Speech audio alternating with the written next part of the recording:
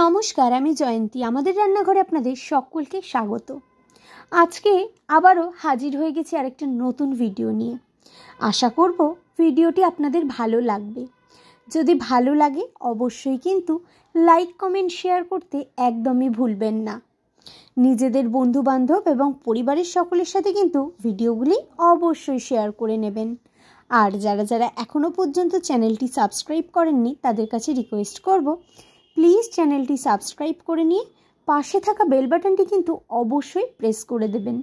তাহলেই কিন্তু প্রথম নোটিফিকেশান আপনাদের কাছেই পৌঁছে যাবে। তো দেখতেই পাচ্ছেন সকালবেলা বাবা আজকে বাজার থেকে নিয়ে চলে এসছে সর্ষে ফুলগুলো। কি টাটকা না পুরো সর্ষে ফুলগুলো! সর্ষে ক্ষেত দেখতেও যেমন ভালো লাগে, সর্ষে খেতে কিন্তু ফটোগুলোও ভীষণ ভালো আসে। আর এই সর্ষে ফুল খেতেও কিন্তু ভীষণ ভালো হয়। যদি আগে থেকে না জেনে থাকেন যে সর্ষে ফুল কীভাবে খাবেন, তার জন্যই তো আজকের এই ভিডিওটা আপনাদের সাথে শেয়ার করে নেব। তো অনুরোধ রইল স্কিপ না করে সম্পূর্ণ ভিডিওটি দেখার। আজকে মা সর্ষে ফুল দিয়ে এত দুর্দান্ত একটা রেসিপি করেছে যেটা সত্যিই মুখে লেগে থাকার মতো। তো এই যে বললাম, বাবা একদম আজকে টাটকা টাটকা সকালবেলা বাজার থেকে নিয়ে চলে এসছে সর্ষে ফুল। আর এই শীতের সময় সর্ষে ফুল যেন আরও দুর্দান্ত লাগে। যেমন দেখতে সুন্দর লাগে তেমন খেতেও খুব ভালো লাগে।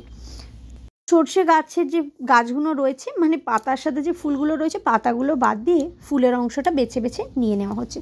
একটু সামান্য ডাল রাখা হচ্ছে।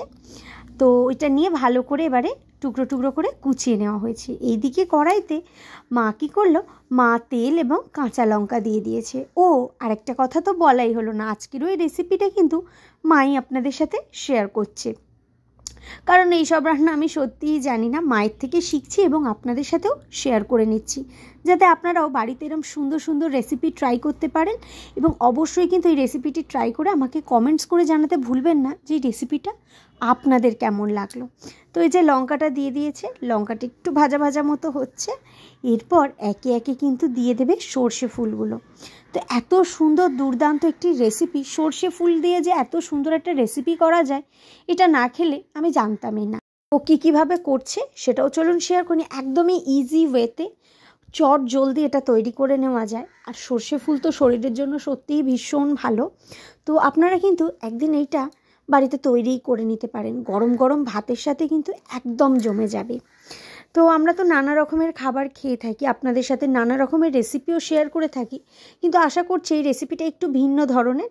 আপনাদের কারোর কাছে এটা সত্যিই একটু নতুন রেসিপি। আমার কাছে তো এটা প্রথমবার একটা নতুন রেসিপি, কারণ এইরমভাবে আমি কখনো সর্ষে ফুলটা খাইনি।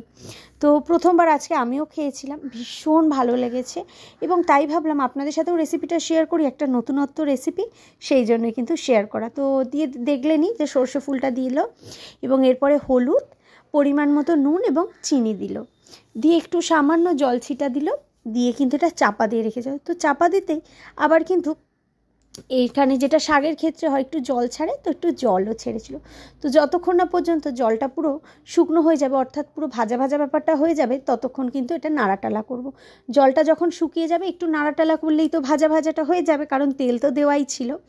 তো তখন কিন্তু আমরা নামিয়ে নেব। যেই সর্ষে ফুল ভাজা হয়ে যাবে তখন আমরা একটি পাত্রে নামিয়ে ওইদিকে আমরা কিন্তু শিলে বা পাটায় কিন্তু এরকম সর্ষে বেটে নেব। এখানে কিন্তু কালো সর্ষে মা বেটে নিচ্ছে। এরকম শিলে বাটা খাবার খেতে কাদের কাদের ভালো লাগে অবশ্যই কিন্তু কমেন্টস করো। আর সর্ষেটা ভালো করে বেটে নেওয়ার পর এরপরে কিন্তু মা দিয়ে দিল এই সর্ষে ফুলগুলো। তো দিয়ে এটাও দিয়ে ভালো করে কিন্তু বেটে নিচ্ছে, একদম গরম গরম অবস্থায় একটু একটু করে নিচ্ছে আর বাটছে।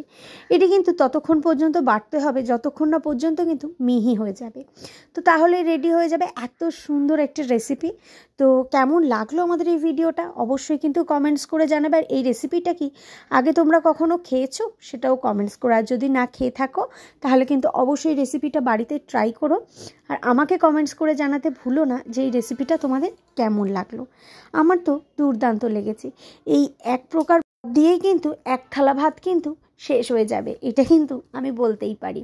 তো ওই যে দেখো যতক্ষণ না পর্যন্ত এটা মিহি সুন্দর একটা বাটা হবে ততক্ষণ কিন্তু পর্যন্ত এটা ভালো করে কিন্তু শিলে বেটে নিতে হবে। আর এইটা কিন্তু তোমরা আবার অনেকেই ভাবতে পারো মিক্সিং জারের ক্ষেত্রে, হ্যাঁ করতে পারো, কিন্তু আমি বলবো মিক্সিং জারে বা মিক্সিতে তোমরা যে বাটাটা বানাও সেইটার থেকে কিন্তু শিলে বাটলে কিন্তু এর স্বাদ কিন্তু আরও বেড়ে যায়। কিন্তু যাদের বাড়িতে ধরো শিলনোড়া নেই, এখনকার এখন তো এই মিক্সিং জার আসার ফলে অনেক বাড়িতেই শিলনোড়াটা প্রায় উঠে গেছে, তো তাদের ক্ষেত্রে বলবো তোমরা কিন্তু মিক্সিং জারে ওটা সুন্দর করে কিন্তু পেস্টটা করে নিতে পারো। তো এই যে দেখো একদম রেডি হয়ে গেছে, আর গরম গরম ভাত দিয়ে কিন্তু জমে যাচ্ছিল। তো কেমন লাগলো ভিডিওটা অবশ্যই কিন্তু কমেন্টস করে আমাকে জানিও। আজকের ভিডিওটা এইটুকুই, দেখা হবে তোমাদের সাথে আবারও নতুন কোনো ভিডিও খুব তাড়াতাড়ি। ততক্ষণের জন্য সবাই ভালো থেকো, সুস্থ থেকো। সকলকে অসংখ্য ধন্যবাদ সম্পূর্ণ ভিডিওটি দেখবার জন্য।